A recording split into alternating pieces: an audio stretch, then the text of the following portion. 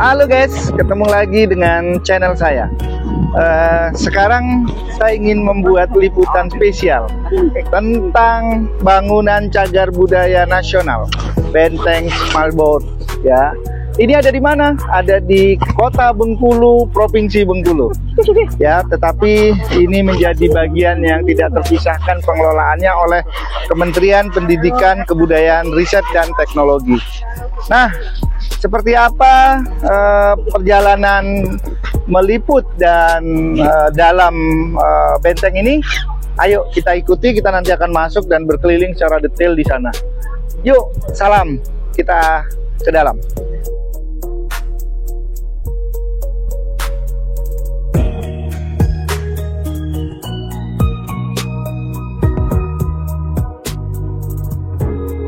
Inggris meninggal di sini bukan karena perang, karena penyakit malaria.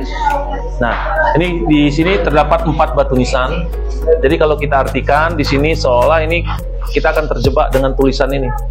Di sini terbaring tubuh dari Henry Sterling. Pasti kita asumsikan ini makam, tapi tidak. Ini hanya batu nisan yang diambil dari pemakaman. Nah, jadi di sini terbaring tubuh dari Henry Sterling. Dia penasihat konsulat di Benteng Smalborot ini. Dia anak ke-9 dari James Sterling dan Mrs. Marian Stewart dari kerajaan Skotlandia. Dulu masih Britania Raya, Bapak. Meninggal di usia 25 tahun bukan karena perang, karena penyakit itu, malaria. Nah, di belakang kita itu terdapat batu nisan juga. Di sini terbaring tubuh dari Kapten James Cook. Dia meninggal 7 Februari 1737 di usia 36 tahun. 1737? Ya, di usia 36 tahun. Benteng ini dibangun 1714. Berarti posisi meninggalnya di benteng ini. Oh, makamnya? Ya, makamnya lebih kurang 800 meter dari sini, Pak. Namanya pemakaman Eropa, Jitra, Pak. Nah, kalau kita bergeser ke sini lagi, Bapak. Ikuti dia. Richard Ward. Dia dikirim dari Benteng St. George pada tahun 1699 menjabat Deputi Gubernur, wakil gubernur kalau kita sekarang, Pak. Nah, kalau mengacu tahun meninggalnya 1705. Benteng ini dibangun 1714. Berarti kan nggak nyambung, Bu. Berarti duluan dia meninggal di benteng pertama. York, benteng York tadi. Nah, lagi-lagi penyebabnya karena penyakit malaria tadi. Nah, kalau itu nggak nyambung juga dengan benteng ini. Ini bapak dan anak saudagar ini, pedagang. George's son of Mr. Thomas Shaw of London Merchants, perusahaan dagang. Sama-sama dikirim dari Benteng St. George juga. Benteng St. George ini di India, Pak, Madras. Oh, ada di sana ya? Ada, Pak. Nanti kita lihat tuh. Ya, ada rezeki kita ke situ, Pak. Dia datang ke Bengkulu untuk kedua kalinya, Pak. Second of this place, hingga kematian menjemput pada tanggal 25 April 1704 di usia 28 tahun. Mudah. Jadi kalau mengacu tahun meninggalnya di benteng pertama lagi. Jadi 2 batu nisan ini meninggalnya di benteng pertama. Ya. Silakan.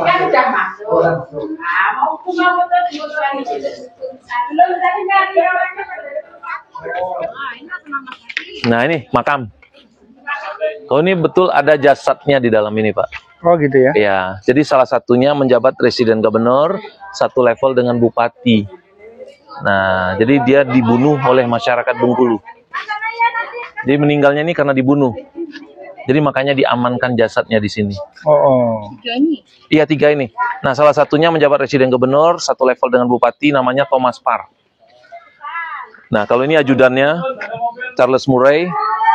Kalau ini militernya, Kapten Robert E. Milton. Jadi orang-orang yang 3 ini sangat amat dibenci masyarakat Bengkulu, makanya dimakamkan di sini. Padahal pemakaman Eropa ada 800 meter dari sini. Jadi ini karena sangat amat dibenci.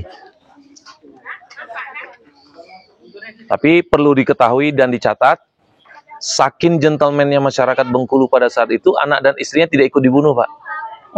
Jadi yang membuat kebijakan aja yang dibunuh. Oke, lanjut. Nah, ini banyak orang mengasumsi ini ada air. Ya, tapi realnya tidak ada air sama sekali. Ini hanya dipenuhi ranjau darat. Oh gitu. Nah, fungsi dan kegunaan ranjau darat tadi itu bukan untuk meledak, hanya untuk menancapkan kaki. Jadi kalau kaki diserang, kakinya nancap, itu sniper mereka tinggal tembak dari lubang-lubang itu. Jadi lubang-lubang besar itu untuk sniper mereka, Pak. Iya, nginjak. Jadi tidak meledak, hanya untuk nancapkan kaki aja. Ya, kalau kita asumsikannya pasti air. Ada buaya, tapi realnya tidak ada sama sekali. Kita foto dulu di sini ya. Boleh. Tilap boleh, matiin dulu. Anda diganti. Nah, ini satu-satunya pintu yang masih banyak orang mengatakan ini besi, tapi tidak. Ini kayu. Usianya 310 tahun. Nah, cara pemasangan kayunya unik, vertikal dan horizontal, 2 lapis. Oh, oh. Di belakangnya berdiri, di depannya miring. Nih, Pak. Kalau mau lihat ini. Oh, gitu. Coba Ya. lihat, Sayang.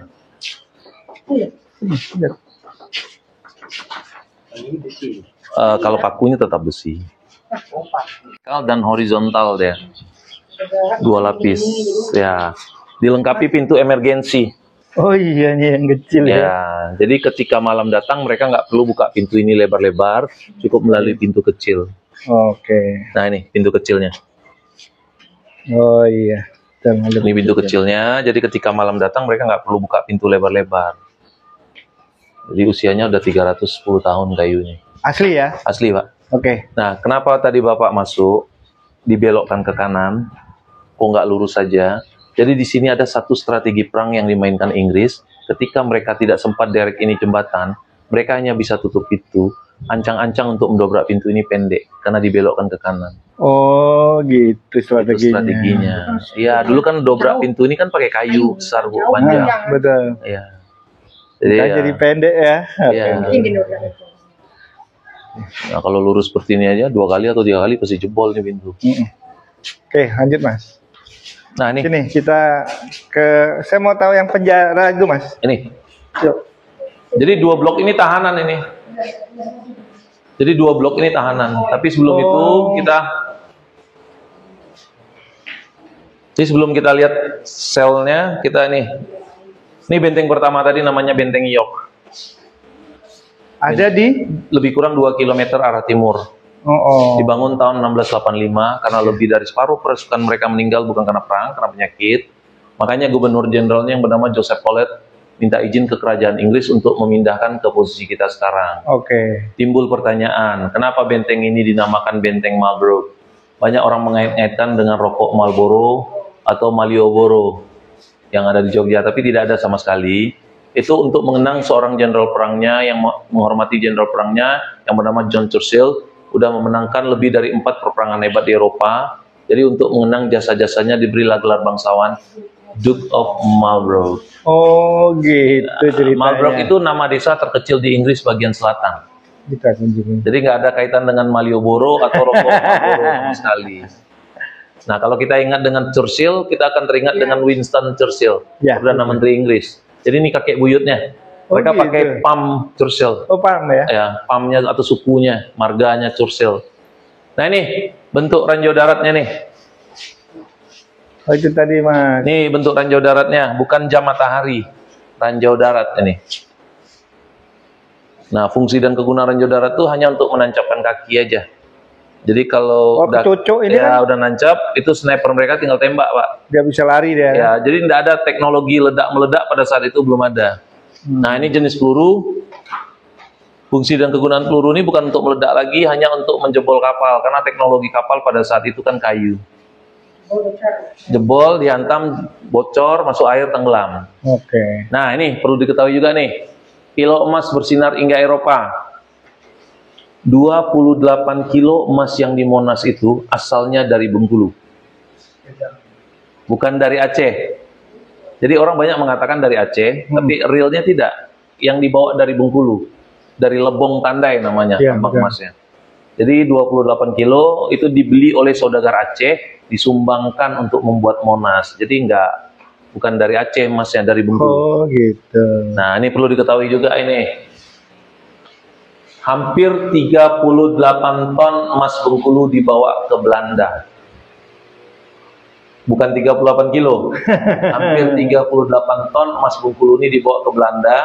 422 ton perak Bengkulu dibawa ke Belanda dengan nominal pada saat itu 81 juta Gulden. Emas kilo sekarang berapa? 1,5 ya, 1,2 M lah sekilo. Kalilah 38 ton. Berapa duit kita yang dibawa ke Belanda? Jadi Belanda itu wajar kita yang punya, kita katakan, karena hasil bumi kita yang mereka bawa. Nah, makanya Sumatera ini dikenal dengan Suwarna Dwipa, Pulau Emas, atau Pulau Andalas itu Suwarna Dwipa sama deh itu. Suwarna Dwipa. Mulai dari Lampung sampai Aceh itu membentang Bukit Barisan, itulah kandungan emas sebenarnya. Jadi kalau dieksplor itu kalah Freeport. Oh. Nah, ini bentuk emasnya. Ini bentuk replikanya, Bu. Kalau asli saya duluan, Bu. Nih, jadi ketika mereka gali ini lubang, itu kilauan emasnya sudah nampak. Jadi berbentuk bongkahan. Jadi bukan butiran emasnya di Bengkulu ini. Ya, sekarang kan emasnya berbentuk butiran. Kalau dulu berbentuk nugget ya. Jadi kualitas emas Bengkulu ini sangat amat bagus, Bu. Jadi kalau emas 22 di Bengkulu ini itu setara dengan emas 24 di Jawa. Saking bagusnya kualitas emas di Sumatera ini, itu diakui. Jadi kalau kita ke Jawa bawa emas Bengkulu dengan mengatakan ini emas Bengkulu, orang pasti langsung. Kadarnya tinggi. Karena udah terbukti. Ya. Karena udah terbukti di Monas itu, Pak. Oke. Nah, ini ketebalan temboknya hampir 3 meter. Jadi ada rasa trauma bagi Inggris untuk menguasai Bengkulu, makanya mereka buat benteng ini ketebalannya hampir 3 meter. Ya, jadi perlu diketahui, Bu, Inggris ini awalnya di Banten, Pak. Ya, oke. Mereka berdagang masuk Belanda. Belanda kan kita kenal dengan Divide et Imperanya. Ya, kemakan hasut itu kerajaan Banten, terusiklah keberadaan Inggris di Banten. Makanya diundang untuk datang ke Bengkulu ini untuk berdagang. Makanya ada EIC, East Indian Company, merek dagangan.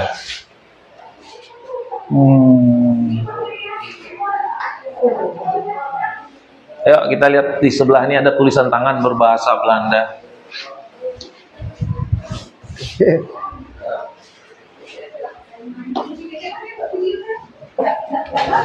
Nah, ini yang mereka cari di seluruh Nusantara kita. Aroma rempah tercium hingga Eropa. Oh, gitu ya. Jadi rempah-rempah inilah yang mereka cari ke seluruh Nusantara kita. Oh, Pak, lanjut. Nah, jadi berbentuk ini cengkeh, lada ya. Lada, pala, kayu manis, kopi. Jadi perlu diketahui, Pak, 1 kilo cengkeh ini itu setara dengan 7 ons emas. Jadi sangat fantastis harganya, 7 ons kilo. Nah, ini 100 kilo merica, 100 kilo itu setara dengan sewa apartemen mewah selama 2 tahun berikut biaya perawatannya. Kalau diuangkan ke uang sekarang, apartemen nomor 2 aja di London itu seharga 17.500.000 satu malam. Dikalilah 700 hari. Itulah hasilnya 100 kilo tadi, Bu. Nah, tapi yang lebih fantastis ini pala. Nah, pala ini ada satu pulau di Laut Banda Neira di wilayah timur, namanya Pulau Run dekat Ambon. Itu dibarter dengan New Amsterdam atau New Manhattan atau New York sekarang. Jadi Belanda menguasai New York, Inggris menguasai Pulau Run. Yang punya pulau siapa, yang punya pulau siapa, mereka tukar-tukaran. Nah, itu yang saya katakan tulisan tangan yang sering terlewati bagi pengunjung. Oh iya, jadi. Nah, itu tulisan tangannya. Itu asli? Asli. Itu yang bulat itu kompas. Oh, kompas. Nah, yang kotak kecil itu tulisan tangannya. Kompas. Nah, itu yang bulat itu kompas, ada tulisan N itu North di atasnya tuh. Oh iya, North. North, samping kirinya NW, Northwest, samping kirinya lagi West. Nah, yang kotak kecil itu curah inisiatinya yang udah ditransit ke bahasa Indonesia. Barang siapa mengamati kompas ini, janganlah memarahi yang mencoret-coret dinding ini. Ingat bahwa waktu dan kesengsaraanlah yang membuat saya mencoret-coret di sini dan menulis ini. Jadi 2 blok ini tahanan, Ibu. Jadi ini peristiwanya 1940, Belanda kalah perang dari Jerman. Awal Perang Dunia Kedua. Jadi Jepang ini kan sekutu Jerman, Pak. Ya, Jadi Asia dikuasai oleh Jepang, Eropa dikuasai oleh Jerman. Jadi yang ditahan di sini orang Belanda oleh tentara Jepang. Oh, gitu ya. Bukan orang lokal Bukan ya. lokal. Belandanya di sini. Iya, karena Belanda 1824 kan tinggal di Bengkulu, tukar dengan Singapura. Nah, kita mumpung matahari ada nih, kita lihat jam matahari yang sebenarnya nih. Ayo guys, kita ikut sini guys.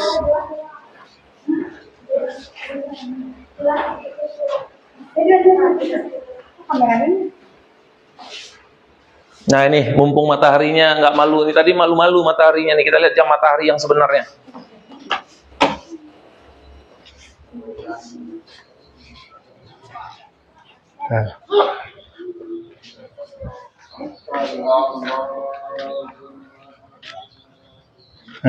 Nah ini jam mataharinya.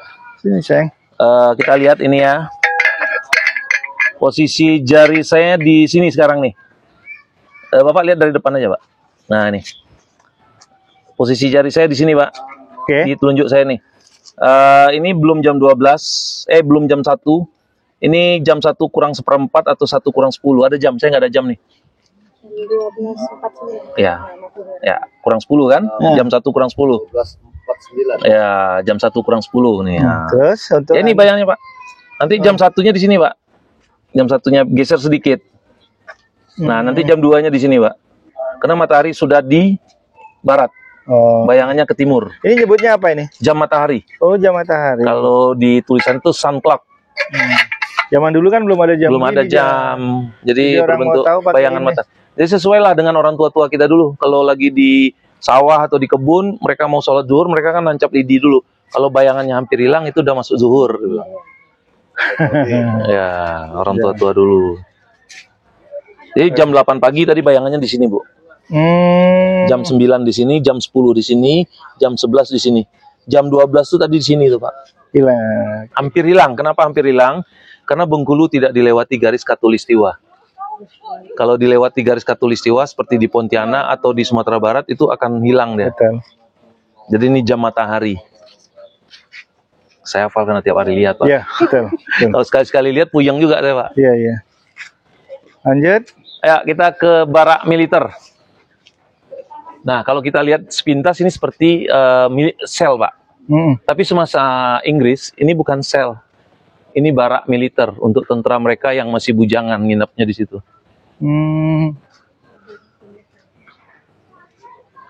Nah, dari sekian banyak ruangan, ruangan ini yang paling unik, Pak. Di depan yang adek.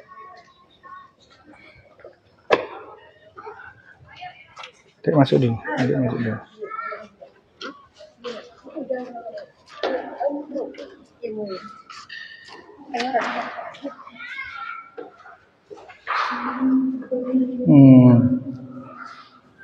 Jadi kenapa unik? Tanpa pengeras suara, suara kita udah seperti pakai sound system di sini. Jadi ketika ada 1 atau 2 orang masyarakat Bengkulu yang dicurigai oleh pihak Inggris atau Belanda, mereka akan dibawa ke sini untuk diinterogasi. Suaranya besar ya? Bergema. Jadi kebohongan itu akan terungkap ketika jawabannya itu ada getaran. Karena rasa ketakutan, itu suara kita pasti bergetar. Nah, kalau sekarang kan di kepolisian atau kejaksaan kan memakai lie detector. Betul. Atau sering melihat kanan atas, itu memikirkan satu kebohongan. Kalau dulu tidak dihardik, dibentak, ketakutan, jadi getaran suaranya itu udah berubah. Nah, di situ mereka menilai untuk kebohongannya itu. Jadi kalau hobi nyanyi boleh 1 album di sini, Bu. Tanpa pengeras suara, sound system, suara kita udah dipakai seperti ini. Semalam ada nih tamu saya nih nyanyi dia di sini, Bu. Suaranya bagus ya terakhir.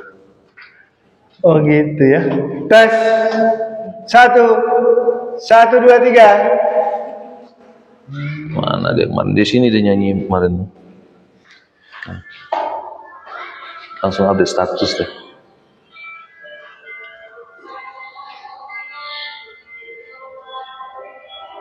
Dia pakai itu deh, keren deh. Lumayan. Luar biasa. Langsung update status dia. Nah, cara pemasangan batu batanya unik ini, miring. Jadi kalau pemborong sekarang, kalau nggak matang hitungannya merugi. Nih, jadi miring. Kenapa dimiringkan? Karena yang menopangnya itu 10 cm, Pak. Oh. Kalau ditidurkan, yang menopangnya 3 cm. Jadi injak patah. Makanya ini miring. Nah, ini ada diorama Bung Karno.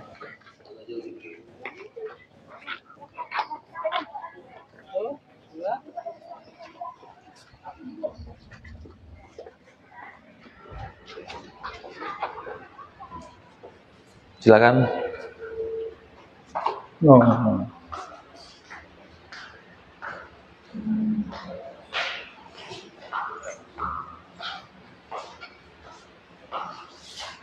Oke.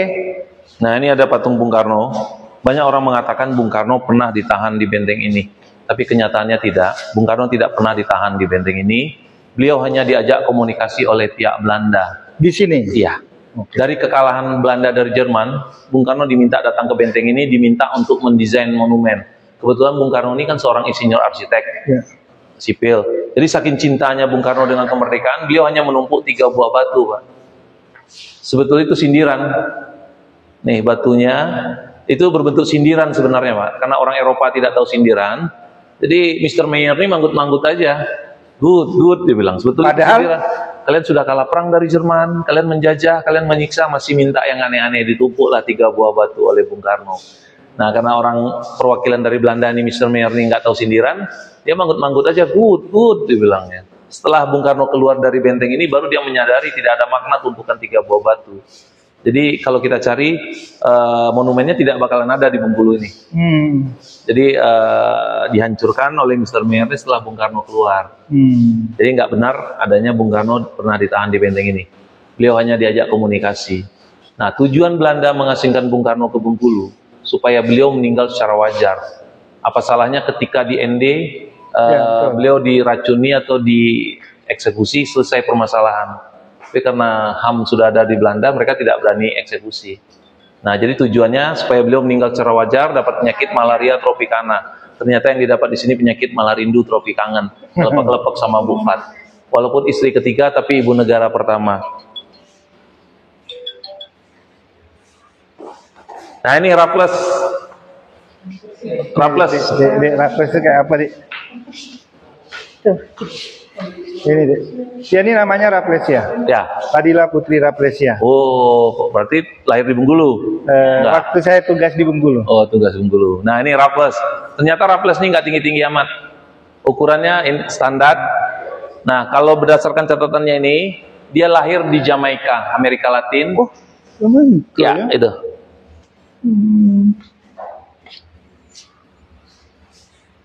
Tuh, lahir di Jamaika 6 Juli 1781. Meninggalnya 1826. Pendek juga umurnya. Ya. Nah, kalau berdasarkan catatannya ini, dia lahir di Jamaika, dia punya rumah 13 mil dari benteng ini, dia punya perkebunan luasnya 4 kilo, panjangnya 6 kilo, di situ ada 200 ekor ternak. Sayangnya Raffles ini di catatannya ini tidak ada menyatakan arah rumahnya. Timurkah, baratkah, selatankah, Di utarakah. sekitar ini, benteng nih. 13 mil itu kalau kecurigaan peneliti itu, tapi saya bilang saya sangat beruntung, saya ketemu pada tahun 2017 seorang peneliti dari London, besar kecuriganya ke arah selatan, Seluma Manakaur. Iya. Nah, kalau 13 mil kan lebih kurang 25 kilo lah, Seluma. Nah, kenapa? Masyarakat setempat masih menggunakan bahasa Inggris kesehariannya sampai sekarang. Ya. Seperti school, blanket, pocket, ruler ball, stum, stokes. Nak kemana? Go to school, naik apa? Naik stum. Mau kemana? Sekolah. Ya, Seluma Manakaur itulah. Disinyalir di situ. Stum tuh kan, stum. Mobil. Ya, naik mobil, stum. Nah, mau kemana? Sekolah, naik apa? Naik mobil, bilangnya. Bicycle masih digunakan sampai sekarang. Dan pemberian nama pun banyak mengikut ala-ala Inggris. Seperti Hendrik, Richard, Raffles masih digunakan di situ. Nah, kalau mau lihat cantik dan gantengnya orang Bengkulu, mainlah kemana. Jadi disinyalir oleh peneliti tadi itu, gen Inggris itu masih ada di mana.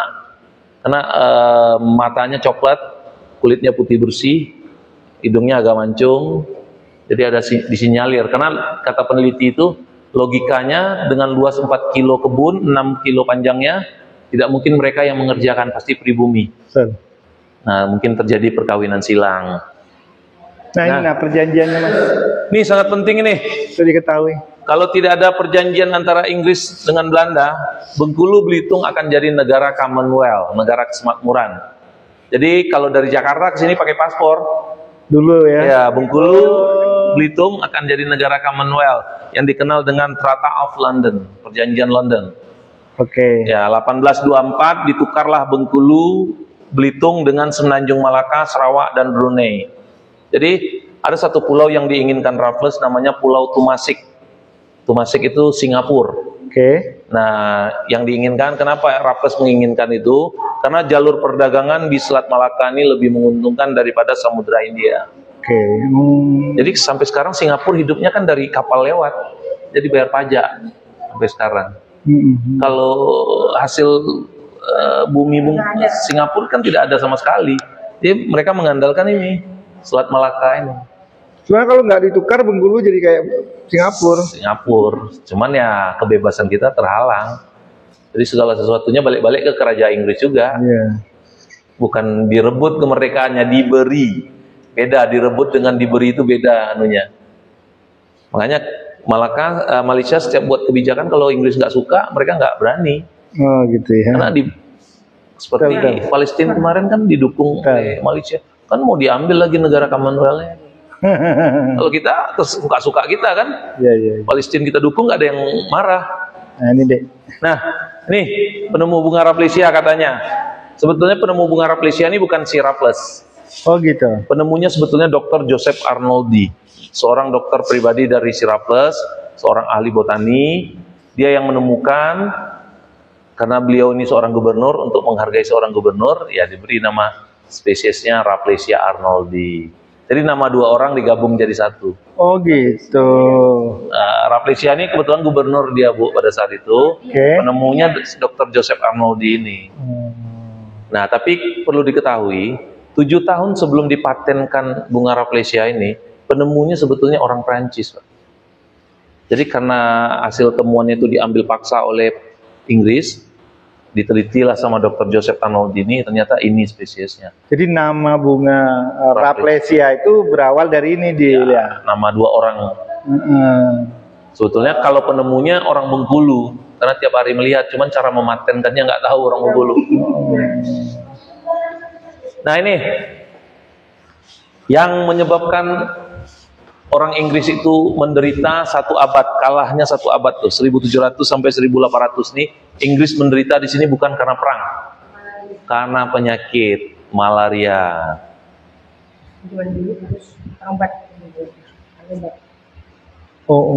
Nih jenis penyakitnya nih. Tahu lah Bunda tuh. Slug, Lian, fever, Tahu lah kau. Ini kan dokternya udah tahu. Ya, disentri, kolera. Jadi yang menyebabkan mereka kalah di sini itu karena penyakit. Ya. Nah, ini kira-kira untuk apa nih lubang nih? Sembunyi, abangnya aja nggak muat nih. Coba abangnya suruh masuk sini, nggak bakalan muat nih. Nah, di lubang nggak ada tembusnya, nggak ada tembus ke atas. Nah, ini fungsinya untuk mengusir nyamuk malaria. Oh, begitu. Logikanya nggak masuk akal. Terus. Masa lubang untuk mengusir nyamuk malaria. Jadi mereka ambil kayu gaharu, mereka bakar di luar. Setelah apinya hidup, mereka letakkan di sini. Karena oksigennya hanya satu arah, api tidak bakalan hidup. Terjadilah fogging. Ini untuk fogging ya. Jadi logikanya untuk fogging ini. Nah, kalau asapnya 2 arah, api bakalan hidup, terjadilah cerobong. Ini untuk menghangat tubuh. Jadi tidak ada anginnya 1 arah. Nah, di catatan sejarah kita tidak ada ini. Ternyata Prancis pernah menguasai Bengkulu. Ya, yang terkenal cuma Inggris, Belanda, Jepang. Hampir seluruh Nusantara kita yang 2 itu. Tapi uniknya Bengkulu pernah dikuasai oleh Prancis selama 3 tahun. Lagi-lagi penyebabnya lebih dari separuh pasukan Prancis meninggal bukan karena perang, karena penyakit. Pada saat itu kolera Kenapa kolera tinggi? Karena pasukan mereka itu mengkonsumsi alkohol yang berlebihan. Jadi demam tinggi, mabuk kan demam tinggi itu Pak. Jadi berhalusinasi seolah-olah udah di surga, banyak yang melakukan bunuh diri. Semasa Prancis ini. Kolera itu efeknya kan demam tinggi Pak. Nah ini sangat penting juga nih.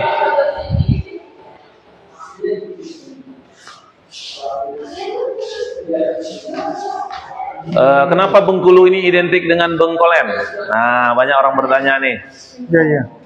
Ini di Singapura ada Bengkolen Street, Jalan Bengkolen. Oh, Ada Bengkolen Hotel. Di Malaysia ada Bengkolen Cafe. Di Bengkulu sendiri ada Bengkolen Indah Mall. Nih sebabnya. oke, oke.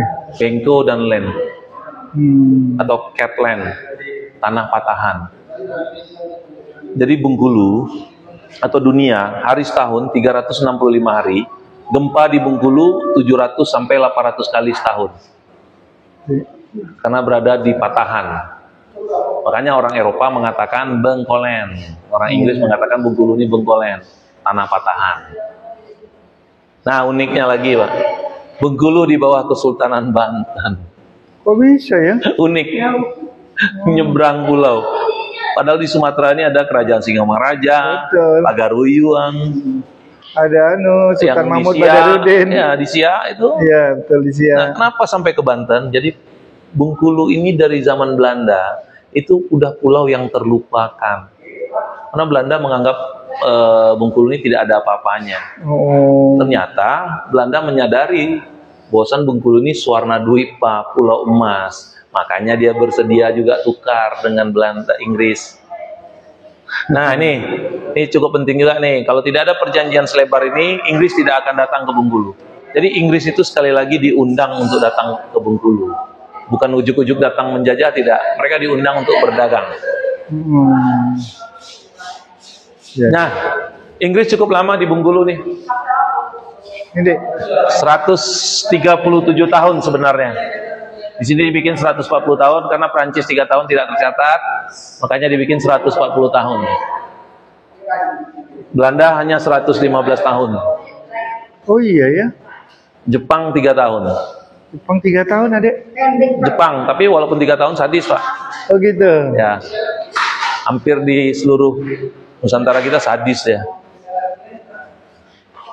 Nah, satu lagi di pelajaran sejarah kita mengatakan Belanda itu 3,5 abad menjajah Nusantara kita. Kalau kita katakan sama mereka, mereka menolak, Pak. Oh gitu. Menolak. 350 tahun itu mereka menolak. Mereka itu menjajah hanya 120 tahun. Kenapa itu terpatri di ingatan kita? Karena pidato Bung Karno yang berapi-api dengan mengatakan kita 3,5 abad dijajah oleh Belanda.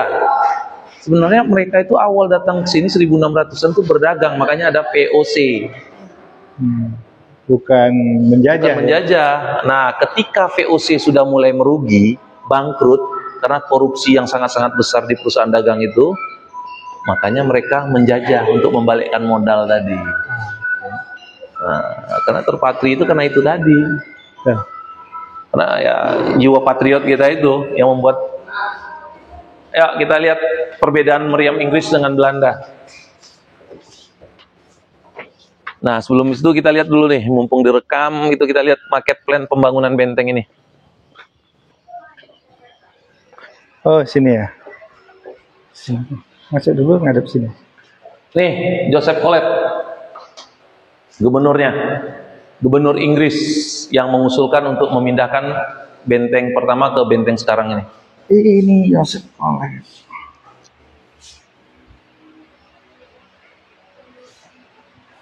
Nah ini, kalau kita lihat dari ketinggian seperti kura-kura benteng kita ini. Ambil deh gambarnya deh. Ini market plan-nya. Oh, oke. Ini kalau kita lihat menggunakan drone. Jadi benteng kita ini kalau kita lihat dari ketinggian seperti kura-kura, percis seperti kura-kura. Iya Bu, tempat Ibu. Ya. Iya Bu. Jadi tempat bayar tiket tadi itu kepalanya, foto pertama itu di lehernya. Nah, posisi kita sekarang di sini. Ya, sini. Itu kaki kanan depan, kaki kiri depan, kanan belakang, kiri belakang. Nah, dulu semasa Inggris bangunan ini ada tingkatnya. Nih, Yang cepat-cepat. nih, ada menara pantaunya. Jadi semasa Inggris ada menara pantaunya. Dan bangunan ini Aslinya ini maksudnya? ya, kalau semasa Inggris, makanya ini beberapa kali renov, Pak.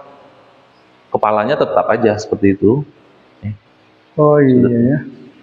Badannya ada menara pantau.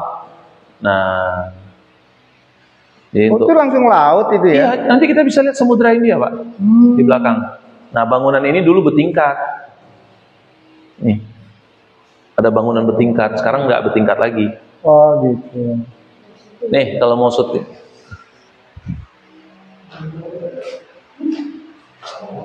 Oh itu. Nih, market plan-nya, blueprint-nya.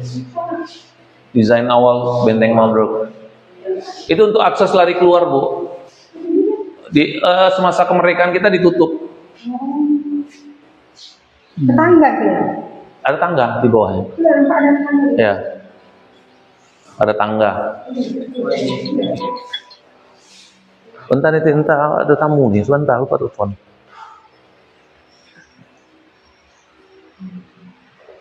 Tangga ini kan apa? Oh, ini ada ya. Ya. Zaman dulu surat-surat itu pakai tulisan tangan, Pak Jar.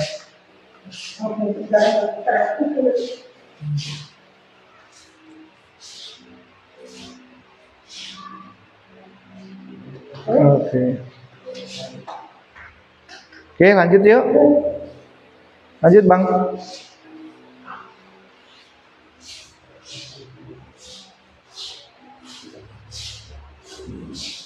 Kita lihat Samudra Indianya. 80% genteng masih ori. Oh gitu. Yang hitam malah renov. Nggak awet ya? Iya.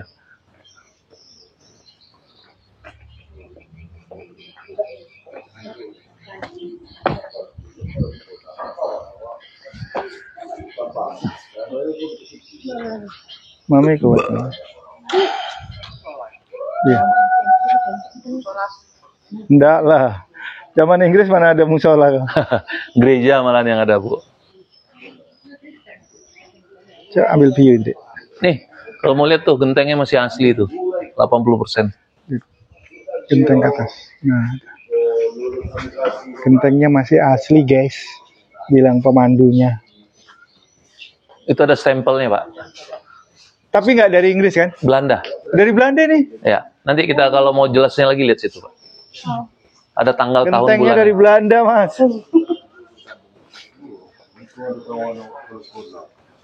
Ini lucu udah pandai.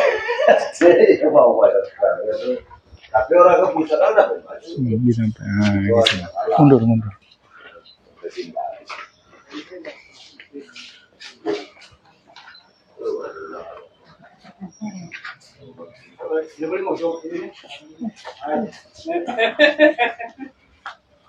Itu. Kalau mau zoom itu. Zoom panen pabrik Van Eyck. Panik. Ada Ada stempelnya. Guys. stempelnya tuh. Panik. Ini sejajar lampu ini. Tuh. Terus itu yang jelas. Tuh. Itu. Oke. Ayo guys. Kita masih Nah, ngikutin ini liputan. tiangnya masih asli. Boleh diketok dulu. Oh iya ya. Jadi full besinya. Masih ya, bukan kotor. Besi full ya. Iya, Pak. Belanda. Oke. Kami bisa dari sini. Nah, ini fungsinya untuk meriam. Oh, Makanya, gelondongkan gitu. Ya, kalau mereka butuh lebih dari satu meriam, mereka tinggal derek aja nih meriam. Nah, ini tangga untuk kita lalui. Ibu, lewat tangga aja, Bu. Kalau mau ke atas. Samudra India. Sini nih. Oh, dia akan gimana? Ayo, Nah, lanjut. shootnya. Kita coba lihat ke atas. Samudra Hindianya. Namanya apa, Mas? View apa? Samudra Hindia. Ini Bastion. Bastion. Bastion Untuk melihat Utara. Samudra Hindia dari ketinggian.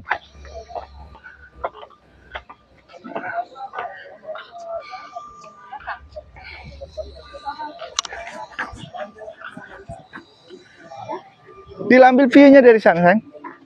Oh. Ini Nah, dari. kalau di lapangan kosong ini dulu ada bangunan. Oke. Ini ada bangunan nih sekarang nih. Dulu ada bangunan. Bangunannya The Great House sama Storehouse, tuh gudang besar sama toko besar. Bangunannya semi permanen. Oh gitu. Hancur dimakan usia Oke. karena Lanjut. dari papan. Nah, nih masih asli nih. Sekarang kayak bata ya. Batu batanya masih asli nih, Bu.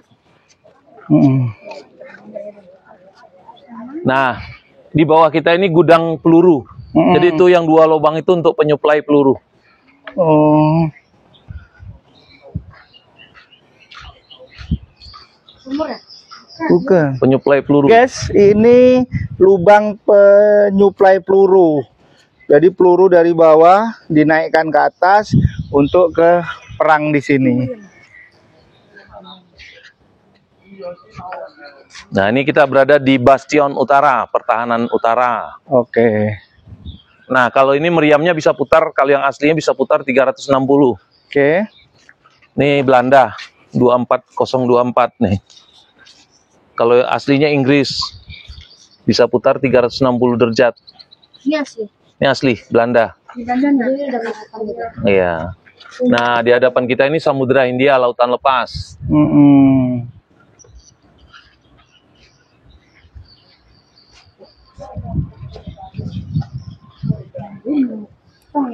Ini buatan Belanda, guys. Ya, masih asli buatan Belanda.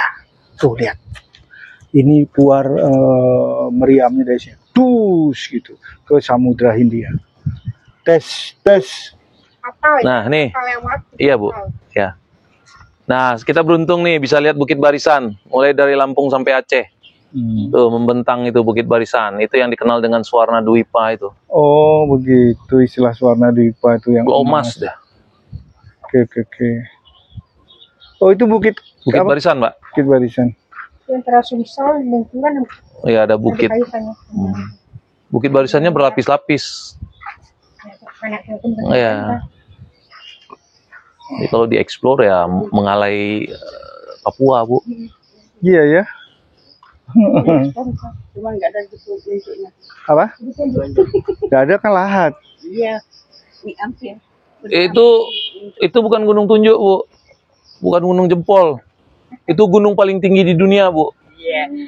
Bentuknya kayak bukit lunjuk. Ya, Ibu tahu namanya itu gunung apa? Nah, itu namanya Gunung Bongkok. Bongkok aja setinggi itu, apalagi dia tegak lurus. Bongkok. Jadi gunung paling tinggi di dunia itu, Bu.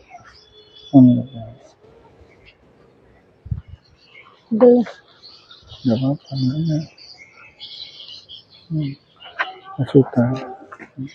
Masuta mukanya sakit. Sore, Bu. Cuman jam 4 udah tutup. Kalau enaknya pagi sekarang, Bu. Jam 8 enak sini. Karena panasnya masih sehat. Oke, mana lagi, Bang? Turun ya. Turun lagi. Mau foto nggak di sini? Kita foto Itu ya. foto dulu samping meriam. Ayo. Rame-rame. Ya. Ya, mati kah? Ikuti lagi lanjutan tentang meriam. Oke. Jadi di Benteng Marlborough ini ada 2 meriam. Salah satunya ini Inggris. Oh. Ini logonya kalau Inggris. Lihat, saya. Boleh di Oh. Inggris itu. Logonya Inggris. Royal Crown, mahkota. Oke. Kalau Belanda di posisi yang kedua itu meriamnya. Oh.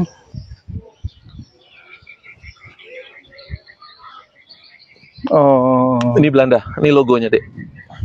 Sini. Ini buatan Belanda, guys. VOC. POC, ini logonya. Beda kan dengan yang Inggris tadi. Ya. Gitu. Ini V, ini O, ini C. Oh iya, POC. Kalau Inggris Royal Crown. Oh ya. Gitu. Oke, kita lanjut. Ini meriam Inggris. Inggris. Yang 3 itu Belanda. Nah, di hadapan kita ini ada bangunan tadinya. Hmm. Pernah berundang-undang. Kalau di master plan itu the great house sama storehouse. Jadi tangganya masih ori nih, Hmm. sama dengan foto. Ya ya. Oke bang. Gedung untuk menyimpan rempah-rempah, Bu. Jadi Gudang dibangun ya. semi permanen. Ya, kalau kenapa semi permanen? Kalau dalam bebatuan kan tidak mungkin jamuran nanti, Bu. Makanya dibikin semi permanen. Nah, ini Belanda ini, 3 ini. Guys, ini buatan Belanda ini. Ya, tuh ini Belanda. Yang tadi Inggris. Oke. Kita masih lanjut guys ke liputan tentang Benteng Malburs di Bengkulu dengan tim pemandu di benteng ini. Mas, siapa namanya Mas? Nama saya Hendra, cuma orang lebih sering mengatakan Bang Gondrong. Bang Gondrong. Tapi nama lengkapnya sebenarnya guys di sini Bang Hendra. Ya, gitu. Oke, kita sudah balik ke titik awal pintu tadi. Nih, kalau mau lihat. Oke. Nah, kita masuk ke dalam guys. Oh, ini apa Bang? Ini barak pegawai EIC. Oh. Nah, guys, ini barai barak pegawai. pegawai. Oke. Ini ilustrasi saat-saat eksekusi. Oh. Ini saya. Relief. Ini perlawanan masyarakat Bengkulu terhadap Inggris. Pelan-pelan, pelan-pelan.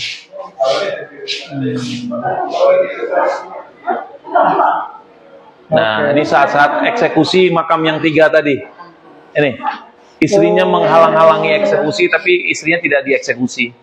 Jadi yang membuat kebijakan dibunuh aja. di rumahnya ya? Ya, di kantor tempat ya? peristirahatannya. Namanya Mount Pelik, Oh. Bukit Pelik. Jadi istrinya menghalang-halangi eksekusi, tapi tidak dibunuh istrinya. Oke, oke. Jadi yang membuat kebijakan aja yang dieksekusi.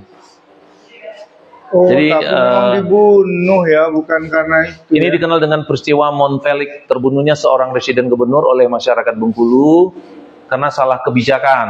Nah, si Thomas Parr ini sangat kejam. Jadi ketika masyarakat Bengkulu menolak untuk mengikuti aturan mereka, masyarakat Bengkulu ini akan dipanggang di bawah panas matahari. Dan ketika penduduk Bengkulu ini haus, dikasih air kencing. Jadi sangat sadis. Jadi memberontaklah masyarakat Bengkulu dengan membawa 300 pasukan dan meninggallah Thomas Parr.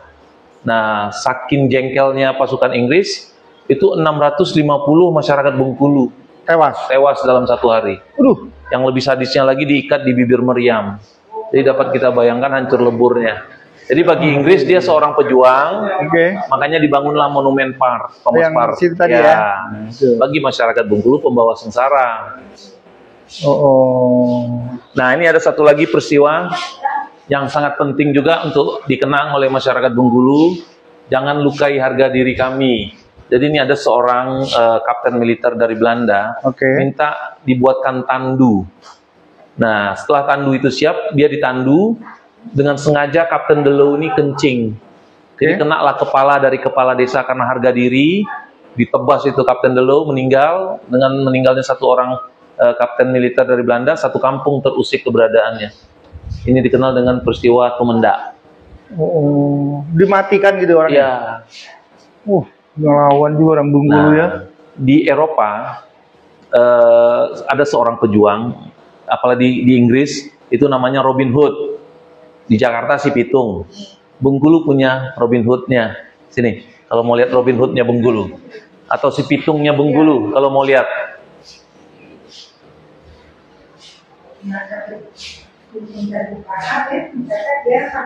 Oh, peristiwa satu Sangga. Iya. Nih, dikenal dengan peristiwa Ratu Samban. Jadi kalau ratu itu identik dengan perempuan, tapi kenyataannya bukan, dia laki-laki. Namanya Marjati. Robin Hood-nya Bengkulu. Dia rampas itu harta-harta orang Belanda, dibagi-bagikan ke masyarakat. Nah, sayangnya datanya kurang lengkap kemarin. Kemarin itu diusulkan jadi pahlawan nasional, tapi karena datanya kurang valid, belum belum bisa. Fotonya nggak ada ya? Sayangnya fotonya nggak Orangnya dapat seperti apa yang detailnya. namanya Ratu Samban, guys? Nah, tapi ada yang mengatakan hampir mirip-mirip ini, tapi kita nggak dapat yang ininya. Oh, gitu. Ya, ya, ya. Enggak, ini foto. Kalau orang mau foto, Tunggu ya. foto. Ini untuk akses ke ruangan bawah tanah. Ini guys, halo. Ini rakyat Bengkulu menolak pajak yang tidak adil. Salah satunya ilustrasi dari keseluruhan tadi. Melawan guys orang Bengkulu. Jadi semasa Belanda itu, di usia 18 tahun ke atas itu dikenakan pajak berkepala. Ini yang ditolak sama si Ratu Samban tadi. Nah, kita berada sekarang di barak pegawai East Indian Company. Jadi pegawai EIC sama dengan VOC lah. VOC-nya Belanda, kalau Inggris EIC. Ya. Oke. Nih hampir di seluruh Nusantara kita ini ada sejarah tanam paksa yang Ya, dikenal dengan betul. kultur stel-stel. Tuh, ini nih. Contohnya Bun, Kopi. panen aja dipaksa kan, tanam juga dipaksa kan. Ini kopi kayaknya. Kopi. Daunnya lebar. Oke, lanjut, selesai. Selesai. Oke, kita turun balik ke Gerbang. pintu awal. Bacanya. Di negeri yang tanpa sejarah, masa depan masyarakatnya akan dikuasai oleh mereka yang menentukan isi ingatan, serta yang merumuskan konsep dan menafsirkan masa lampau. Buang keluar Arjo, Oke, Mang. Tarno. Mang. 30, 100.